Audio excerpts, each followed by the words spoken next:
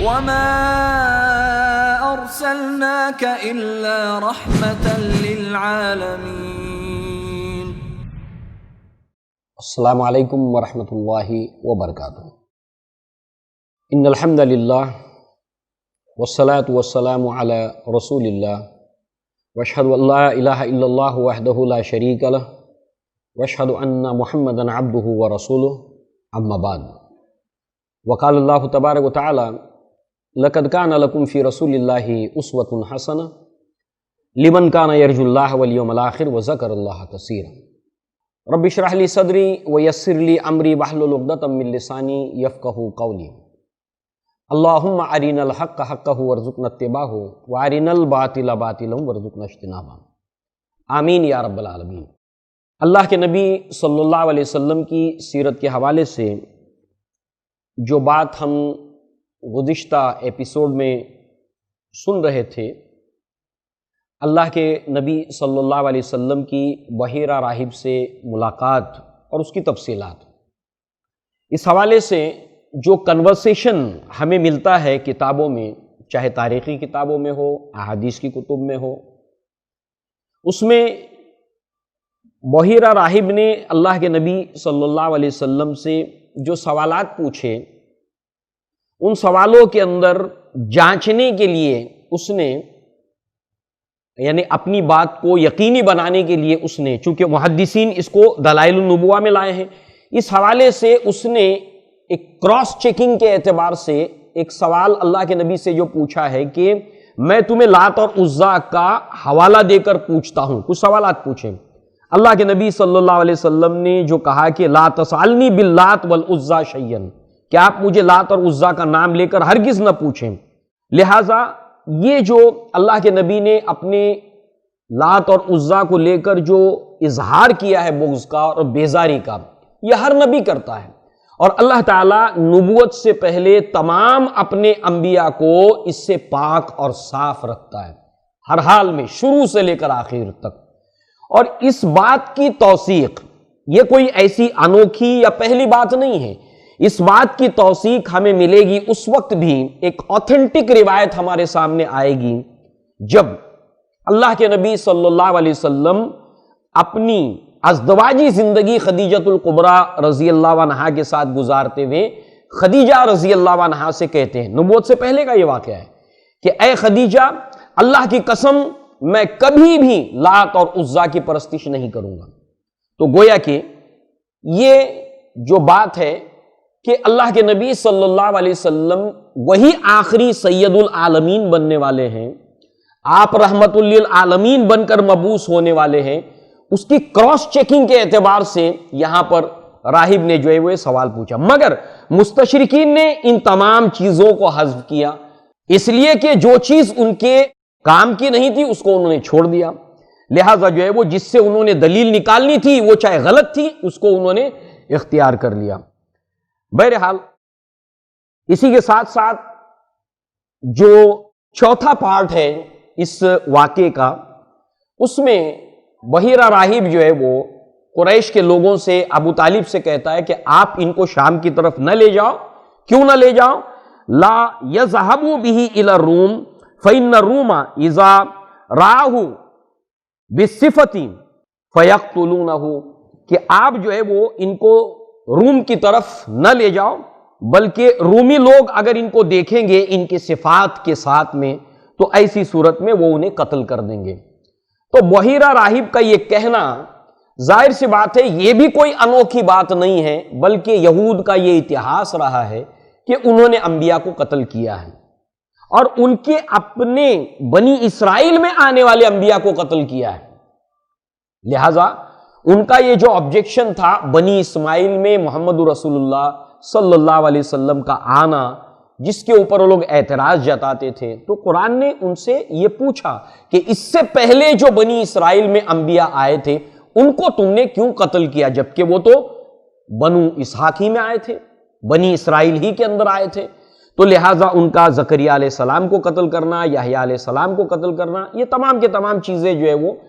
اس حوالے سے جو ہے وہ یہ بات کوئی ایسی نہیں ہے کہ اللہ کے نبی کے نبوت کے زمانے میں یہود نے اللہ کے نبی کے اوپر اس طرح کے ناپاک عزائم نہ رکھے ہوں یا اللہ کے نبی صلی اللہ علیہ وسلم کے اوپر قاتلانہ حملہ نہ کیا ہو، اللہ تعالیٰ نے آپ کو بچایا، چاہے جو ہے وہ آپ کے اوپر چکی کا پاٹا گرانے کا واقعہ ہو، یا چاہے آپ کو جو کھانا پیش کیا گیا اس کے اندر جو ہے گوشت کے اندر زہر ملا کر دیا گیا ہو، یہ تمام چیزیں اپنی جگہ پر جو ہے وہ ریکارڈ کے اوپر ہے اور آتھنٹسٹی کے ساتھ موجود ہے۔ تو اس نے کہا کہ رومی لوگ، یہ نصارہ لوگ آپ کو قتل کر دیں گے، اور ظاہر سی بات ہے کہ اس حوالے سے آپ دیکھیں کہ اس کا ثبوت اور اس کا دلیل ہمیں جو ملتی ہے وہ یہی ہے کہ مسلم شریف کے اندر کتاب الایمان کے اندر، اور بخاری رحمہ اللہ اس کو کتاب الوحی کے اندر لائے ہیں 7 نمبر کی حدیث میں، واقعہ بہت مفصل ہے جس میں ایلیا کے مقام کے اوپر ابو سفیان اور ہرکل کے درمیان جو مکالمہ ہے، متفقن علیہ روایت کا یہ جو حصہ ہے، اس میں جو ہے وہ ہرکل نے سوالات پوچھے ابو سفیان سے، ابو سفیان نے اس کے جوابات دیے، اور جوابات کو دینے کے بعد اس نے ہر سوال کے جواب کو اللہ کے نبی ہونے کی دلیل کے طور پر پیش کیا، اسی لیے امام مسلم اس کو کتاب الایمان میں لائے ہیں۔ لہٰذا اس کے بعد آخر میں وہ کہتا ہے کہ فَإِنَّ كَانَ مَا تَقُولُ حَقًّا فَسَيَمْلِكُ مَوْضِعًا قَدَمَيْ ہاتَيْن، کہ جو کچھ تم نے کہا ہے اگر یہ سچ ہے تو ایسی صورت کے اندر وہ مالک ہو جائیں گے اس جگہ کے جہاں پر میرے یہ دونوں قدم ہیں، قدمئی ہاتین، میرے 2 قدم ہیں، یہاں تک ان کی جو ہے وہ مملکت، یا یہاں تک کہ وہ مالک ہو جائیں گے۔ تو ظاہر سی بات ہے کہ اس کے اوپر نصارہ نے، رومیوں نے اس طریقے سے اعتراض جتایا تاکہ ان کے نتنوں سے آوازیں آنے لگی تھی۔ تو ظاہر سی بات ہے کہ اللہ کے نبی صلی اللہ علیہ وسلم کے تعلق سے یہ جو رد عمل تھا رومیوں کا، اور غزوہ تبوک ہوئی ہے رومیوں سے ہوئی ہے، غزوہ موتا ہوئی ہے رومیوں سے ہوئی ہے، یہ سب اس بات کے ثبوت ہیں کہ بحیرہ راہب نے جو اندیشہ پیش کیا تھا یہ گویا کہ اس کی سچائی کی صورت میں سامنے موجود ہے نبی صلی اللہ علیہ وسلم کی نبوت کے زمانے میں۔ بہرحال اس طرح سے آپ دیکھیں کہ آخری جو حصہ اس کا ہے اس کے اوپر ہم گفتگو اب کریں، لاسٹ پارٹ، جس کے اوپر بالخصوص الاصابہ اور البانی رحمہ اللہ نے کہا کہ حاکم کی روایت اس کو انہوں نے درست کہا، اور جہاں جہاں یہ بات آئی ہے حاکم کی روایت کی توثیق کرتی ہوئی، تو اس حوالے سے ابو بکر صدیق رضی اللہ عنہ کا موجود ہونا اس واقعے میں، اور بلال رضی اللہ عنہ کا موجود ہونا کہ ان کے ساتھ پھر اللہ کے نبی واپس ہوئے، یہ بات جو ہے وہ درست نہیں ہے۔ اور اس کی وجہ یہ بتاتے ہیں کہ ابو بکر صدیق رضی اللہ عنہ جو ہے وہ اللہ کے نبی سے 2.5 سال چھوٹے تھے۔ اس حوالے سے اگر اس وقت اللہ کے نبی صلی اللہ علیہ وسلم کی عمر اگر 12 سال کی ہے تو ظاہر سی بات ہے کہ ابو بکر صدیق کی عمر اس وقت جو ہے وہ 9 سال سے کچھ اوپر ہوگی۔ تو اس حوالے سے کہ اللہ کے نبی خود بڑے ہیں تو ساتھ میں ان کے بھیجنے کا کیا مطلب ہے، ایک۔ دوسری چیز یہ ہے کہ بلال رضی اللہ عنہ جو ہے وہ 60 ہجری میں آپ کی وفات ہوئی ہے، یعنی اللہ کے نبی صلی اللہ علیہ وسلم کے ساتھ میں جو ہے وہ اللہ کے نبی صلی اللہ علیہ وسلم کے ساتھ جب آپ ایمان لائے ہیں اس وقت جو ہے وہ 13 سال مکہ کے، 10 سال مدینہ کے، یہ 23 سال ہو گئے، اور 60 ہجری کے اندر آپ کی وفات ہوئی ہے۔ اس کا اگر ہم لوگ کیلکولیشن کرتے ہیں تو اس وقت جو ہے وہ بلال رضی اللہ عنہ کی بہت سے محققین نے یہ بتایا کہ آپ کی ولادت بھی نہیں ہوئی ہوگی، اور اگر ولادت ہوئی بھی ہے جس وقت اللہ کے نبی صلی اللہ علیہ وسلم کی عمر 40 سال تھی، جہاں سے وحی کا سلسلہ شروع ہوا، اس وقت جو ہے وہ بلال رضی اللہ عنہ کی عمر 27 سال قریب، 20 سے 27 سال کے قریب بتائی جاتی ہے۔ تو ظاہر سی بات ہے کہ جب اللہ کے نبی کی خود کی عمر جب 12 سال ہے تو ایسی صورت میں جب یہ واقعہ ہوا ہے بلال رضی اللہ عنہ اس دنیا میں نہیں تھے۔ تو اس طرح سے جو ہے وہ ان 2 باتوں کو چھوڑ کر پوری روایت کے تعلق سے الاصابہ اور البانی رحمہ اللہ نے اس کو صحیح قرار دیا ہے۔ تو اب اس حوالے سے آپ دیکھیں کہ اللہ کے نبی صلی اللہ علیہ وسلم کی بحیرہ راہب سے ملاقات کا ہونا، اور اس کے درمیان جو بھی کنورسیشن ہوا ہے، اور محدثین اس کو اللہ کے نبی کے نبوت کی دلیل کے طور پر جو ہے وہ یہاں پر لائے ہیں۔ بعد اس کے اللہ کے نبی کی نبوت کے پہلے کے جو واقعات ہیں اس کے اندر ایک اہم واقعہ ہے جنگ فجار۔ فجار یہ فجر سے ہے اور جس کے معنی ہوتے پھاڑنا اور چاک کرنا۔ تو جو جنگ فجار، اس جنگ کا نام جنگ فجار، اس کی وجہ تسمیہ کیا ہے؟ تو اس کی وجہ تسمیہ یہ ہے کہ حرمت والے مہینوں کی جو حرمت ہے وہ اللہ کے نبی کی بعثت سے پہلے بھی قریش کے نزدیک موجود تھی، اور اس حوالے سے وہ لوگ 4 مہینوں کا احترام کرتے تھے۔ وہ 4 مہینے کون سے تھے؟ ذی القعدہ، ذی الحجہ، محرم الحرام اور رجب کا مہینہ۔ یہ 4 مہینے تھے جو ان کے نزدیک محترم تھے، جو آج بھی محترم ہیں۔ قرآن مجید میں سورہ برات میں اس کا تذکرہ آیا ہے آیت نمبر 36 کے اندر۔ لہٰذا جو ہے وہ یہ 4 مہینے اللہ کے نبی کی بعثت سے پہلے بھی ان کے نزدیک محترم تھے، حرمت والے مہینے تھے، اور اس کے اندر وہ بہت سے کام نہیں کرتے تھے، چاہے ان کا اپنے باپ کا قاتل کیوں نہ ہو،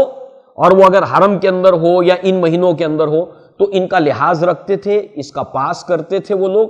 اور کوئی اپنی انتقامی کارروائی نہیں کرتے تھے۔ تو اس حوالے سے یہ اللہ کے نبی کے نبوت سے پہلے یہ جو واقعہ ہوا ہے، حرمت والے مہینے کی حرمت کو انہوں نے چاک کر دیا تھا، اس کی حرمت کو پامال کر دیا تھا، اس کی حرمت کو پھاڑ دیا تھا۔ مطلب یہ ہے کہ اس مہینے میں جنگ نہیں کرنی چاہیے، انہوں نے جنگ کی، اور اس حوالے سے انہیں روکنے کے لیے جو بھی معاملہ ہوا اس کے اندر اللہ کے نبی صلی اللہ علیہ وسلم موجود تھے، اور یہ واقعہ اللہ کے نبی کی نبوت سے پہلے کا ہے۔ اب اس کا بیک گراؤنڈ کیا ہے؟ اب اس کے بیک گراؤنڈ کی طرف جب ہم آتے ہیں تو سب سے پہلے تو یہ بات ہمارے لیے واضح ہو جائے کہ اس فجار نامی جنگ سے 4 جنگوں کا ذکر جو ہے وہ مسعودی نے نقل کیا ہے، اور ان 4 جنگوں میں یہ جنگ زیادہ مشہور ہو گئی، زیادہ معروف ہو گئی۔ اس کی وجہ کیا ہے؟ اس کی وجہ صرف یہی ہے کہ اللہ کے نبی اس کے اندر موجود تھے۔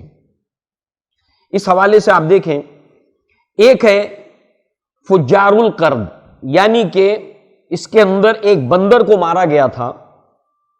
حرمت والے مہینے کے اندر، اور اس حوالے سے یہ جنگ ہوئی تھی۔ اس کو اتنی شہرت اور اس کو اتنا مقبولیت نہیں ملی تھی۔ اسی طریقے سے اس کے علاوہ 3 اور ہیں، ایک ہے فجار البراز، یہ ہے جو جنگ فجار ہی کے نام سے مشہور ہے۔ اس کے علاوہ ایک اور جنگ ہوئی تھی فجار کے نام سے، جہاں پر ایک عورت کی سر بازار توہین کی گئی تھی۔ تو اس حوالے سے مسعودی نے 4 جنگ فجار کا ذکر کیا ہے، مگر جو فجار براز ہے وہی دراصل جنگ فجار ہے۔ براز شخصیت کا نام ہے۔ اب ہوا کیا تھا؟ اللہ کے نبی صلی اللہ علیہ وسلم اس کے اندر موجود تھے، اور حکیم بن حزام رضی اللہ عنہ جو صحابی رسول ہیں وہ خود اس بات کے گواہ ہیں کہ میں نے اللہ کے نبی صلی اللہ علیہ وسلم کو اس جنگ کے اندر میں نے اپنی آنکھوں سے دیکھا ہے۔ لہٰذا اب دیکھیں بات کیا تھی، اللہ کے نبی خود بھی کہہ رہے ہیں، اللہ کے نبی صلی اللہ علیہ وسلم کا یہ قول ہے کہ کنتو نبیل علی امامی، کہ میں نے اپنے چچاؤں کو تیروں کو پرووائڈ کیا ہے، میں اس جنگ کے اندر شریک تھا اور اپنے چچاؤں کو میں نے تیر فراہم کیے ہیں، یعنی جو دشمنوں کی طرف سے یہاں سے تیر آتے تھے اس کو اٹھا کر اپنے چچاؤں کو میں نے دیا ہے۔ یہ اللہ کے نبی کا بھی سٹیٹمنٹ ہے، اور حکیم بن حزام رضی اللہ عنہ بھی کہتے ہیں ہاں میں نے دیکھا ہے اللہ کے نبی صلی اللہ علیہ وسلم کو اس جنگ کے اندر۔ اب یہ جنگ تھی مقام مقدسہ کو لے کر اور محترم مہینوں کو لے کر، اور انبیاء ان کی زندگی کے اندر اللہ تعالیٰ کے جو مقدس مقامات ہیں اس کا دفاع کرتے ہوئے ہم کو دکھائی دیتے ہیں، اور ان کا دفاع کرنا ان کا شیوا ہے۔ اس حوالے سے آپ دیکھیں کہ اس جنگ کا جو بیک گراؤنڈ تھا وہ کیا تھا۔ ہرا یہاں کا حکمران تھا نعمان بن منظر۔ ہرا اس مقام کا ایک بادشاہ تھا جس کا نام تھا نعمان بن منظر، اور اس کا تجارتی قافلہ مکہ کے بازار میں آتا رہتا تھا۔ مکہ کے بازار میں، عکاظ کے بازار میں اور دیگر جو منڈیاں تھیں مکہ کی، وہاں پر اس کا سامان آتا تھا، فروخت ہوتا تھا، دیگر بادشاہوں کے بھی آتے تھے، وہاں سے اس کے لوگ سامان تجارت خریدتے تھے اور پھر واپس ہو جاتے تھے۔ تو یہ جو نعمان بن منظر نامی ہیرا کا حکمران ہے، اس نے اپنے تجارتی قافلہ جس کے اندر مشک ہے، ریشمی کپڑا ہے اور دیگر تجارتی سامان ہے، اس کو فروخت کرنے کے لیے مکہ کے بازار میں، اور وہاں سے چمڑا اور دیگر سامان خریدنے، اونٹ کے چمڑے کی ڈیمانڈ ہوا کرتی تھی عربوں کے، تو لہٰذا اس کو خریدنے کے لیے جو ہے وہ اس نے اپنے تجارتی قافلے کو مکہ بھیجنا چاہا۔ بیک گراؤنڈ جنگ فجار کا۔ اب اس کے لیے ضروری تھا کہ مکہ کے کسی قبیلے کی وہ حمایت لے لے۔ اس کے لیے اس نے جو ہے وہ عروہ بن عتبہ نامی شخص سے، جس کا تعلق بنو قیس سے تھا، قریش کے، جو بنو کلاب کی ایک شاخ تھی۔ اب اس حوالے سے کہ اس نے کہا کہ میرا یہ تجارتی قافلہ، تجارتی سامان کون مکہ لے جائے گا، تو عروہ بن عتبہ ہی کو وہ دینا چاہتا تھا، اور اس نے اظہار بھی کیا عروہ بن عتبہ نے کہ میں اس کو لے جاؤں گا۔ مگر براز بن قیس جو ایک بہت شریر آدمی تھا، یہ جنگ فجار جس کی وجہ سے ہوئی ہے، اس کو جو ہے وہ جنگ براز بھی کہا جاتا ہے اس شخص کے نام کے اوپر، بہت ہی شریر قسم کا انسان تھا، اور اس کو اس کے قبیلے کے لوگوں نے قبیلے سے اپنے باہر کر دیا تھا، اس سے قطع تعلق کر لیا تھا اس کی شرارتوں کی وجہ سے۔ لہٰذا جو ہے وہ اس وقت جو ہے وہ اس نے نعمان بن منظر کے سامنے کہا کہ نہیں، تمہارے تجارتی قافلے کو میں لے جاؤں گا۔ اب اس حوالے سے عروہ بن عتبہ نے اس کے تعلق سے کہا کہ تم کیسے اس کو لے جا سکتے ہو؟ کیا ایک تجارتی قافلے کو ایسے شخص کے حوالے کیا جائے گا کہ جس کے قبیلے کے لوگ خود اس کا بائیکاٹ کر چکے ہیں، اس سے قطع تعلق اختیار کر چکے ہیں؟ تو اس پر جو ہے وہ براز بن قیس کہتا ہے کہ کیا تم بنو کنانہ کے قبیلے سے ہو کر گزر جاؤ گے عافیت کے ساتھ میں؟ تو اس پر جو ہے وہ عروہ بن عتبہ کہتا ہے کہ نہ صرف بنو کنانہ بلکہ تمام قبائل سے میں بس صحیح سلامت اس تجارتی قافلے کو لے کر مکہ پہنچ جاؤں گا۔ تو گویا کہ اب یہ سامان کون لے جائے گا، اس کو لے کر ڈسپیوٹ ہوا، نعمان بن منظر کا تجارتی سامان ان دونوں میں سے کون لے جائے گا، اس کو لے کر تنازع ہوا، اور بالآخر یہ ہوا کہ واقعہ تفصیلی ہے کہ اس شخص نے عروہ بن عتبہ کو قتل کر دیا۔ اب جب قتل ہوا تو پھر بنو قیس کے لوگوں نے ایک غطفانی کو اس کی تلاش میں بھیجا، براز بن قیس کے جس نے قتل کیا تھا۔ نتیجہ یہ نکلا کہ اس نے اس کو بھی قتل کر دیا، اور نتیجہ یہ لڑائی کا یہ نکلا کہ یہ لڑائی وہاں سے ہوتے ہوئے نجد پہنچی، اور وہاں سے ہوتے ہوئے وادی نخلا پہنچی، نخلا جو مکہ سے قریب ہے، اور وادی نخلا سے ہوتے ہوتے یہ جنگ جو ہے وہ یہ لڑائی محترم مہینوں کے اندر حرم تک پہنچی۔ اور اس بات کو لے کر قریش اور بنو قیس کو لے کر جو جنگ ہوئی ہے، اسی کو جنگ فجار کے نام سے جو ہے وہ سیرت کی کتابوں میں ہم پڑھتے ہیں اور سنتے ہیں۔ اب دو گروہ ہو گئے، قریش، اس کے اندر بنو کنانہ اور قیس بن اعلان، یہ اور اس کے ساتھ ساتھ جو ہے وہ بہت سے لوگ ان کے ساتھ میں مل گئے، اور یہ جو جنگ ہوئی ہے تو اس کے اندر جو ہے وہ اللہ کے نبی صلی اللہ علیہ وسلم شریک تھے، جیسے کہ اللہ کے نبی نے بتایا کہ میں تیروں کو اٹھا کر اپنے چچاؤں کو دیتا تھا۔ اس کے اندر اللہ کے نبی صلی اللہ علیہ وسلم کی شجاعت اور بہادری، اس کا تذکرہ ہمیں جو ہے وہ سننے، اس کی کامنٹری کے اندر ملتا ہے، سمجھنے کے لیے ملتا ہے کہ ظاہر سی بات ہے اس میں بہادری کی ضرورت ہے کہ دونوں طرف سے تیر چل رہے ہوں اور کوئی شخص اٹھا کر جو ہے وہ اس کو پرووائڈ کر رہا ہو، تو یہ کام اللہ کے نبی صلی اللہ علیہ وسلم نے کیا ہے۔ اور اس حوالے سے آپ دیکھیں کہ نبوت کے زمانے میں اللہ کے نبی نے اس خانہ کعبہ کو قریش کے ان تمام کے تمام لات، عزا، منات اور 360 بتوں کو انہوں نے اللہ کے گھر میں جو رکھا تھا، اس سے اللہ کے نبی صلی اللہ علیہ وسلم نے اللہ کے اس گھر کو پاک کیا۔ اور اس حوالے سے آپ دیکھیں کہ اللہ کے نبی صلی اللہ علیہ وسلم کی سیرت میں بھی ہمیں ملتا ہے کہ حرمت والے مہینے میں ایسا واقعہ ہوا تھا نبوت کے دور میں، تو اس میں اللہ تعالیٰ نے اس حوالے سے قرآن مجید میں آیات نازل کی، صحابہ کرام نے اللہ کے نبی سے سوال پوچھا، کیونکہ یہ آبجیکشن قریش کی جانب سے لیا گیا تھا کہ حرمت والے مہینے کے اندر قتال اور جنگ کیسے کیا جا سکتا ہے، محمد صلی اللہ علیہ وسلم اللہ کے رسول ہیں، ان کا یہ آبجیکشن تھا کہ محمد صلی اللہ علیہ وسلم اللہ کے رسول ہیں اور یہ صحابہ کرام یا مومنین ان کو رسول مانتے ہیں، تو پھر انہوں نے حرمت کے مہینوں کا لحاظ کیوں نہیں کیا؟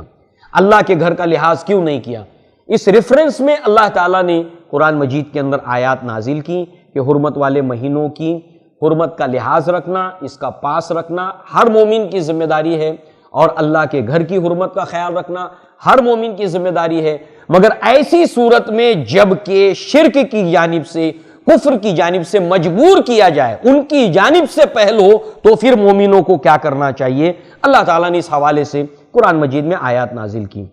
بہرحال اسی کے ساتھ ساتھ اللہ کے نبی صلی اللہ علیہ وسلم کے تعلق سے ہمیں یہ بھی ملتا ہے، مسند احمد میں یہ روایت موجود ہے کہ حذیفہ رضی اللہ عنہ کہتے ہیں کہ قال قال رسول اللہ صلی اللہ علیہ وسلم انا النبی الملحمہ، کہ میں قتال والا نبی ہوں۔ تو لہٰذا اسی کے ساتھ ایک اور واقعہ ہم کو ملتا ہے اللہ کے نبی کی سیرت میں کہ جب نبوت کے زمانے میں اللہ کے نبی خانہ کعبہ کا طواف کر رہے تھے اور قریش ایک جگہ جمگٹا کر کے اللہ کے نبی صلی اللہ علیہ وسلم کے اوپر کمنٹس کرتے تھے، جب اللہ کے نبی ان کے سامنے آتے یہ لوگ کمنٹس کرتے، تو اس وقت اللہ کے نبی صلی اللہ علیہ وسلم نے فرمایا کہ میں اللہ کا رسول ہوں، میں محمد ابن عبداللہ ہوں، اور اسی کے ساتھ ساتھ میں النبی الملحمہ، میں جنگوں والا نبی ہوں۔ بہرحال جو ہے وہ اس طریقے سے آپ دیکھیں کہ اللہ کے نبی صلی اللہ علیہ وسلم کی نبوت سے پہلے کی زندگی میں ہمیں ایسی بہت سے اللہ کی طرف سے تربیت کے سامان ملتے ہیں، ایسے واقعات ملتے ہیں کہ جس کے اندر سے یہ بھی ایک واقعہ ہے کہ اللہ کے نبی نے جنگ فجار میں حرمت والے مہینوں کی پاسبانی کے لیے اس کے احترام کے اندر اپنے چچاؤں کا ساتھ دیا، اور یہ گویا اس بات کی شرح ہے کہ اللہ تعالیٰ نے جو قرآن میں حکم دیا تعاونوا علی البر والتقوی ولا تعاونوا علی الاثم والعدوان۔ اسی کے ساتھ ساتھ آپ دیکھیں کہ ایک روایت جو مسلم شریف کی ہم نے دیکھی کہ جس میں اللہ کے نبی نے اپنے ناموں کا ذکر کیا، اس میں اللہ کے نبی صلی اللہ علیہ وسلم نے فرمایا انا الماہی، میرا نام ماہی ہے، یمحو اللہ بی الکفر، کہ اللہ تعالیٰ میرے ذریعے سے کفر کو مٹائے گا۔ کتاب الادب کے اندر ابو داؤد میں یا مسلم شریف کے اندر یہ روایت موجود ہے۔ تو لہٰذا اس طریقے سے اللہ کے نبی نے اپنے چچاؤں کا ساتھ دیا۔ وجہ کیا تھی؟ حرمت والے مہینوں کی حرمت کو پامال کیا گیا تھا، اور یہ پامال نہیں ہونا چاہیے، اس لیے اللہ کے نبی نے اس کار خیر کے اندر اپنے چچاؤں کا ساتھ دیا۔ گویا ایک نبی جو ہوتا ہے اللہ تعالیٰ نبوت سے پہلے کی زندگی میں بھی اس کو کسی بھی ایسے کام میں انوالو نہیں ہونے دیتا جو ظلم کا ہو یا جو کام حق کے خلاف ہو۔ تو اس حوالے سے ہمیں یہ معلوم ہوتا ہے کہ اللہ کے نبی صلی اللہ علیہ وسلم اس کے اندر شریک تھے۔ اسی کی طریقے سے اللہ کے نبی صلی اللہ علیہ وسلم نے ایسے وہ تمام خرافات جو مکہ کے اندر موجود تھیں مذہب کے نام کے اوپر، اس میں آپ عملاً کبھی شریک نہیں ہوئے، کبھی بھی آپ شریک نہیں ہوئے۔ یہ بھی اللہ کے نبی صلی اللہ علیہ وسلم کی سیرت کا ایک حصہ ہے۔ جو بھی انہوں نے ابراہیمی طریقے کے اندر بدعات ایجاد کی تھی،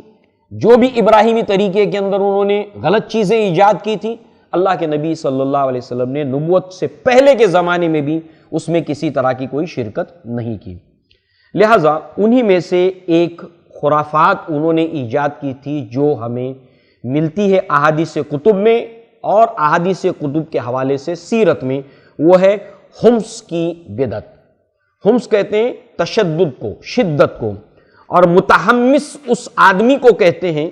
کہ جس کے اندر شدت ہو، جس کے اندر تشدد ہو۔ اب یہاں پر یہ کیسی بدعت تھی، یہ کون سی خرافات تھی جو انہوں نے دین ابراہیمی کے اندر رائج کی تھی؟ اس کا تعلق حج سے متعلق تھا، چونکہ اللہ کے نبی سے پہلے بھی لوگ حج کے لیے آیا کرتے تھے، کیونکہ ابراہیم علیہ السلام نے اس کا آغاز کیا تھا۔ اس طرح سے آپ دیکھیں کہ یہ بدعت جو ہے وہ عام الفیل سے پہلے سے چلی آئی تھی، اللہ کے نبی کی ولادت سے پہلے سے چلی آئی تھی۔ کون سی بدعت، کون سی خرافات؟ خمس کی۔ اب اس کی بنیاد کیا تھی؟ اس کی بنیاد تھی نسلی پندار، یعنی سپریورٹی کمپلیکس۔ وہ کیا تھا کہ شیطان نے ہمیشہ اس طرح کا ایک سپریورٹی کمپلیکس مذہبی لوگوں کے درمیان داخل کیا۔ مذہبی لوگوں کے اندر یا مذہب کے نام کے اوپر شیطان نے یہ جو سپریورٹی کمپلیکس ہے یہ داخل کیا تھا۔ آپ دیکھیں نا یہود کے اندر، یہود کو مذہب ہی کی راہ سے شیطان نے یہ چوک لگائی کہ وہ سب سے زیادہ سپریئر ہیں. اس لیے آپ دیکھیں تالمود کے اندر، ان کی کتابوں کے اندر ملتا ہے we are the chosen people of Lord, ہم لوگ اللہ تعالیٰ کے چنندہ بندے ہیں اور ہمارے علاوہ باقی جتنے بھی لوگ ہیں یہ سب کے سب جینٹائلز ہیں، یہ چوپایوں کی مانند ہے، یہ انسان ہے ہی نہیں. اور یہ جو بنائے گئے ہیں ادر دین جوز، یہ سب کے سب جو ہے وہ ہمارے لیے بنائے گئے ہیں، ہمیں استعمال کے لیے بنائے گئے کہ ہم ان کا استعمال کریں. اسی لیے آپ دیکھیے کہ یہود قوم کسی کی نہیں ہے. تو اس حوالے سے ان کے اندر جیسے سپریئرٹی کمپلیکس ایک پیدا کیا، ایسے ہی شیطان نے یہ چوک جو ہے وہ یہاں پر ان کو لگائی تھی، نسلی پندار، اپنے لیے ایک سپریئرٹی کا تصور. تو لہٰذا وہ یہ تھی کہ حج کے موسم کے اندر جو ہے وہ لوگ یہ کرتے تھے کہ ہم لوگ حرم کے رہنے والے ہیں، ہم لوگ حرم کے اطراف میں رہنے والے حرم کے باسی ہیں، لہذا اس حوالے سے ہم خانہ کعبہ کے متولی ہیں اور جو مقام اور مرتبہ ہمارا ہے وہ کسی اور کا نہیں ہے، کسی دوسرے کا نہیں ہے. اور اس حوالے سے حل یعنی مقدس مقامات جو ہیں مکہ کے اطراف کے اندر، اس کی تعظیم ہم پر لازم نہیں آتی. مکہ کو چھوڑ کر مکہ کے باہر کے جو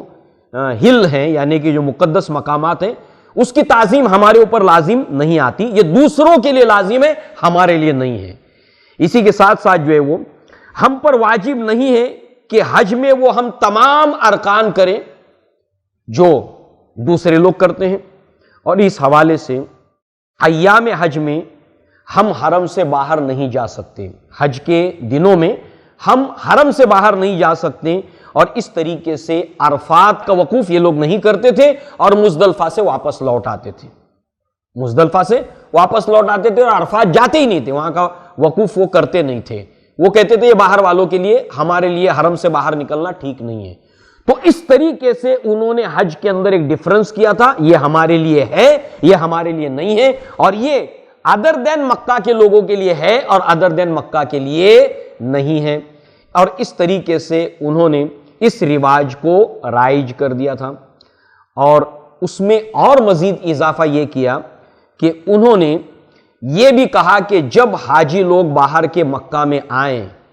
تو ہل سے لایا ہوا یعنی مقدس مقامات سے لایا ہوا کپڑا وہ حرم میں نہیں پہن سکتے. اگر ان کو مکہ کے لوگوں نے یعنی ہم نے خانہ کعبہ کے متولیوں نے کپڑا دیا تو وہ پہنیں گے، ورنہ ننگا طواف کریں گے. یہ دوسروں کو انڈر اسٹیمیٹ کرنے کے لیے یا چھوٹا بتانے کے لیے یہ حرکتیں وہ کرتے تھے. اسی کے ساتھ ساتھ انہوں نے یہ کہا کہ اگر کرشی نے کسی مکہ کے رہنے والے نے ان کو کھانا دیا تو وہ کھا سکتے ہیں، اپنا لایا ہوا کھانا نہیں کھا سکتے. اگر مکہ کے رہنے والے کسی کرشی نے ان کو پانی دیا تو وہ پی سکتے ہیں، اپنا باہر سے لایا ہوا پانی وہ نہیں پی سکتے. اس طریقے سے انہوں نے یہ امتیاز پیدا کر دیا تھا اور اس کو تمام عرب نے ایکسپٹ کر لیا تھا. ہم جو سیرت میں پڑھتے نا کہ ننگا طواف کرتے تھے، سب نہیں کرتے تھے، یہ تھی وہ رسم. تو لہٰذا جو ہے وہ اس طریقے سے اللہ کے نبی نے نبوت سے پہلے اس کی مخالفت کی، اللہ کے نبی نے نبوت سے پہلے اس کی مخالفت کی. اور اللہ کے نبی نے جب بھی اس طرح کے ارکان کے اندر شمولیت اختیار کی تو اللہ کے نبی صلی اللہ علیہ وسلم عرفات گئے، وہاں پر آپ نے وقوف فرمایا اور وہ تمام ابراہیمی روایات جو درست تھیں اس کے اوپر آپ نے عمل کیا. اور پھر بعد میں اللہ کے نبی کی بعثت کے بعد اللہ تبارک و تعالیٰ نے جب قرآن نازل کیا تو نبی صلی اللہ علیہ وسلم نے ان ساری خرافات کا نہ صرف یہ کہ خاتمہ کر دیا، اور نبی نے حجۃ الوداع میں کہا کہ آج جتنی دور جاہلیت کی باتیں ہیں میں نے اس کو اپنے قدموں تلے رون دیا ہے، اب کوئی دوبارہ اس کا اعادہ نہ کریں. ان میں سے یہ بھی ایک جو ہے وہ ان کی خرافات تھی جو انہوں نے رائج کی تھی. اور پھر اللہ تعالیٰ نے سورہ بقرہ کی آیت نمبر 199 کے اندر فرمایا ثم افیضوا من حیث افاض الناس واستغفروا اللہ ان اللہ غفور رحیم، کہ تم وہاں سے لوٹو جہاں سے لوگ لوٹتے ہیں، یعنی عرفات، یہ جو حج کے ایام کے اندر ہے تم بھی وہاں جاؤ، وہاں سے لوٹو جہاں سے لوگ لوٹتے ہیں. اور یہ جو تم نے اپنے لیے ایک اسپیشل کیٹیگرائز کر دیا ہے یہ اللہ تعالیٰ نے اس کو ختم کر دیا. اور اب جنہوں نے دور جاہلیت میں اس کو کیا ہوگا تو اللہ نے فرمایا وَاسْتَغْفِرُ اللَّهِ، اس کے اوپر استغفار کرو کہ بے شک اللہ غفور ہے اور اللہ تعالیٰ رحیم ہے۔ اور اس طریقے سے آپ دیکھیں کہ اللہ کے نبی صلی اللہ علیہ وسلم نے نبوت سے پہلے بھی ان کے کسی بھی اس طرح کے کاموں کے اندر آپ شامل نہیں ہوئے۔ اس سے ہمیں نصیحت یہ ملتی ہے کہ انسان جب کسی برائی کو دیکھے تو اللہ تعالیٰ نے اگر اس کو طاقت دی ہے تو اس کو ہاتھ سے روکے، اگر اتنی طاقت نہیں ہے تو زبان سے کہے، اگر اتنی بھی طاقت نہیں ہے تو دل میں برا جانے۔ تو اللہ کے نبی صلی اللہ علیہ وسلم کی یہ جو روایت ہے فَمَنْ رَأَىٰ مِنْكُم مُنْكَرًا فَلْيُغَيِّرْ بِيَدِهِ فَإِن لَّمْ يَسْتَطِعْ فَبِلِسَانِهِ فَإِن لَّمْ يَسْتَطِعْ فَبِقَلْبِهِ ذَلِكَ أَضْعَفُ الْإِيمَانِ۔ تو ظاہر سی بات ہے کہ اس حوالے سے آپ دیکھیں کہ نبوت کے زمانے میں دار الندوہ میں قریش کے سردار بیٹھے ہیں اور آپس میں مشورہ کر رہے ہیں کہ 40 سال تک اللہ کے نبی اچھے بھلے تھے، یہ کیا ہو گیا کہ انہوں نے ہمارے ریت رواج بتوں کے اوپر برا بھلا کہنا شروع کر دیا ہے۔ ان میں ایک آدمی بڑا سمجھدار تھا، اس کا آبزرویشن بڑا اچھا تھا، اس نے کہا پہلے بھی وہ تمہارے ساتھ نہیں تھے نبوت کے دعوے سے پہلے اور اب بھی تمہارے ساتھ نہیں ہیں، فرق صرف اتنا ہے کہ پہلے وہ نہ کہتے تھے نہ کرتے تھے تم جو کام کرتے ہو۔ کبھی تم نے دیکھا ہے کہ تم جو کرتے ہو انہوں نے کیا ہو؟ کبھی تم نے دیکھا ہے کہ تم جو کچھ کہتے ہو انہوں نے کہا ہو؟ اب فرق صرف اتنا ہے کہ نبوت کے بعد انہوں نے اس کو برا کہنا شروع کر دیا ہے۔ تو ظاہر سی بات ہے یہ ایک بہت بڑی دلیل ہے اللہ کے نبی صلی اللہ علیہ وسلم کے اسوہ میں ہمارے لیے کہ جب کبھی ہم کسی برائی کو دیکھیں عملاً ہم اس کے اندر شریک نہ ہوں، اگر ہمارے اندر بولنے کی جو ہے وہ سخت نہ ہو یا ہمارے پاس اس کا علم نہ ہو، ہم جس کو برا سمجھتے ہیں تو ظاہر سی بات ہے ہم اس کو عملاً اس کے اندر شریک نہ ہوں۔ تو اس طرح سے اللہ کے نبی کی نبوت سے پہلے کے واقعات میں سے یہ بھی ایک اہم واقعہ ہے جس کو ہم نے اللہ کے نبی کی سیرت میں سنا۔ انشاءاللہ العزیز اللہ کے نبی صلی اللہ علیہ وسلم کے سیرت کے اس سلسلے کو ہم آگے جاری رکھیں گے۔ اللہ تعالیٰ سے دعا ہے کہ اللہ تعالیٰ ہمیں اپنے پیارے حبیب محمد رسول اللہ صلی اللہ علیہ وسلم کی سیرت کو پڑھنے سمجھنے کی توفیق عطا فرمائے اور اس کے مطابق اپنی عملی زندگی کو ڈھالنے کی توفیق عطا فرمائے۔ اقول قولی ھذا واستغفر اللہ لی ولکم ولسائر المسلمین والمسلمات وآخر الدعوانا ان الحمد للہ رب العالمین۔ السلام علیکم ورحمۃ اللہ وبرکاتہ۔ وما أرسلناك إلا رحمة للعالمين